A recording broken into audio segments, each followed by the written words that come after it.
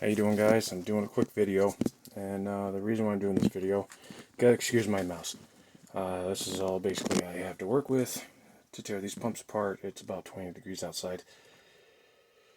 I got my skid steer all up and running. Great. I was happy. You know, I just put the new engine in it, put a bunch of brand new parts in it. I started digging with it, and slowly but surely, the left side started not producing power. Hydraulic pressure. Something wasn't right. Everything was spinning like it was supposed to. A day after we started digging, the left belt started squealing.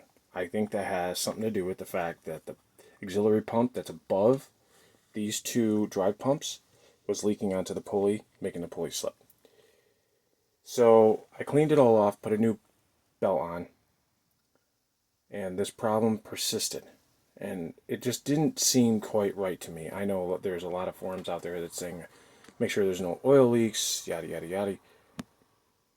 I was losing all pressure, no matter if I had the belt perfectly clean or not. Come to find out, so instead of going and spending, $1,500, this is a 15 series Sundstrand pump, I said, well, if it's broken, I can't hurt it any more than it already is. So I tore it apart, looking for any smoking gun problems. Well, this is a low pressure valve, and it goes in here, and when it's not producing power, or hydraulic pressure, excuse me, it forces the oil back into the reservoir. Well, I think that's what was happening. And the reason why I say that is, I don't know if I can see this, if you guys can see that, but you see that little fresh mark right there, right on the tip of my thumb? I'm trying to get it close. Everything else looks like it should, and then you get to that one spot and it's really shiny. Well, what I found is inside here, and it was sitting right on the back side of this, was this chunk of, it looked like casting metal right on the back side. Now I took this apart, and I had a suspicion that it was this. It was this low pressure relief valve. You can't buy these anymore. They discontinued them. So, I mean, it's pretty hard for these things to fail.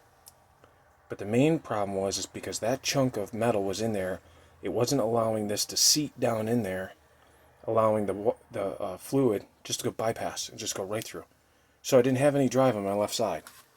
So I ordered one of these kits. There's one right here. There's one right here. I have my other pump. Like I said, excuse my mess. I don't have a basement or a nice shop, but there's the other pump. I'm going to tear this one apart just to make sure that there's no contaminants in it. I already have it out, so I'm going to replace all the seals in it. But I'll let you know what I find, because I thought about tearing the motors out, and somebody told me, I talked to a hydraulic specialist, and he said if you don't see anything with huge gouges or metal shavings or anything like that, he said that pump is pretty notorious. He said these things work within thousands, hundreds of thousands of an inch. So even a speck the size of a sugar grain will stop that from allowing it to seat. I had the same issue on my brand new V-plow. Brand new, $7,000. It was a simple little fix. Just had to pull the little check valve out, clean it out, put it back in. I was up and running. So, long story short, just so you know, you got to keep clean when you do hydraulics. So never take a cloth and clean any of this. I use brake clean. Then I have this to apply a little engine oil, and then compressed air. Never wipe these parts, because you can leave particles, you can leave pieces of fabric or anything in there, and that can really mess stuff up. But other than that, I just wanted to make a short clip, just to keep you guys posted on my project. I'm going to rebuild the two pumps, reinstall them. I'm going to pull the auxiliary pump off, and I have to get a new seal. I need a new seal like this one, because it's the output shaft that's leaking oil. And it was coming down the front of this pulley assembly. So I wouldn't be surprised if that had something to do with some of it, but that little stone I found holding that valve out, I think was my culprit. Just some food for thought. Maybe this might help you if you lose drive in one of your wheels. You can also connect gauges to these ports to make sure your charge pump is good and your relief valve is good, and your low pressure valve is good. It's an easier way to do all that, and I knew something was wrong. I knew I wasn't going to check it. Not only that, I don't have a gauge for it, but maybe this will help you. Comment down below, ask any questions. I'll try to help any way I can.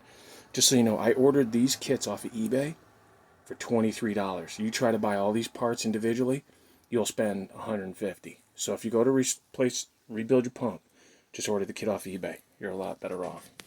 Hopefully, next time I talk to you guys, our skid steer's up and running again. Take care.